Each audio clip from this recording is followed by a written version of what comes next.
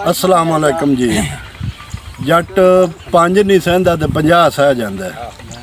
अज साडे जिमीदारां दा हाल ये हो गया है कि उन्हां नहरी पानी की तरफ तवज्जो बिल्कुल हटा दी है तो वह भारे भरकम बिजली के बिल जिहड़े ने ना वो भरन उन्होंने बड़े सौखे हो गए हैं। साडी सूरत हाल उन्हें यह हो गई है जिमीदारां दी कि अगे खाला एक रूटीन ना खटींदा सी, रूटीन ना बंदे नहरी पानी खड़ते तो नहरी पानी जिहड़ा सानू गौरमेंट की तरफों मिलिया होया उहदे तो फायदा हासिल करते सन। लेकिन हुण इस तरह के साडे जिमें बल्कि जिनसां दे रेट घट हो गए ने, जिमीदार भी उवें थक गए ने, उन्हां दा हुण काम ते दिल नहीं करता पिया क्योंकि जो बंदे नूं पैसा आंदा है ना जिड्डा भी मुश्किल काम हुंदा बंदा उहनूं भज ते करदा है। हुण हालात ये हो गए ने कि फसलों का रेट को नहीं, जिमीदारां दा भी वो रूह नहीं रह गया, ताकत नहीं रहेगी। मैं आपदे जट जिमीदार भरावां नूं आखांदा कि सानू जिहड़ी गौरमेंट की तरफों सहूलत मिली हुई है नहरी पानी की, सानू इहदे तो फायदा चाहना चाहिए।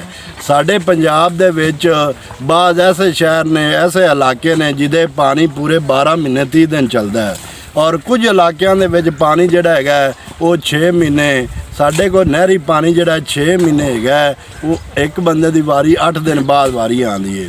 तो मैं जिमीदारां नूं ये रिक्वेस्ट करांदा कि सारे भरा जिहड़ा 15 दिन बाद आपदे खाले की खाटी करो, छाड़ की खाटी करो, और ताकि अगर छाड़ की खाटी होवे दी पानी ज़्यादा आवेगा उहदे नाल सानू फायदा होवेगा।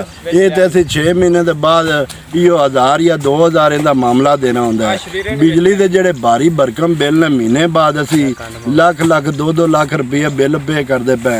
प्यारे किसान भाईओ, उन्हां बिलों तो आपकी जान छड़ाओ, नहरी पानी तो मुस्तफीद होवो। अज भी मेरे आ भरा जिहड़े फुल्लरवन वजीर के दे विच छाड़ साडी खटींदी पई है। सारे दोस्त हुण अगर इत्थे इकट्ठे करिए ना तकरीबन कोई 200 बंदा बनता है इस मौके ते, लेकिन ऐसी नायल ही है साडे विच कि कोई बंदा छाड़ खट्टन दे नेड़े नहीं आंदा। आ चंद एक मेरे भाई ने जिहड़े आए ने वो हुण खट्टन, वेखो हुण किड्डी नाइंसाफी है। अज एड्डी गर्मी दे विच खाला खड़दे पे ने, सारा कुछ करते पे ने। सवेरे किसी का 1 मिनट भी पानी होया तो उत्थे बंदा मारन तक जाते हैं, किसी नूं मिनट पानी नहीं देंदे। तो जदों छाड़ खटनी होवे उदों बंदा नेड़े ही कोई नहीं आंदा पे। किसान भाईओ, ये नाइंसाफी है।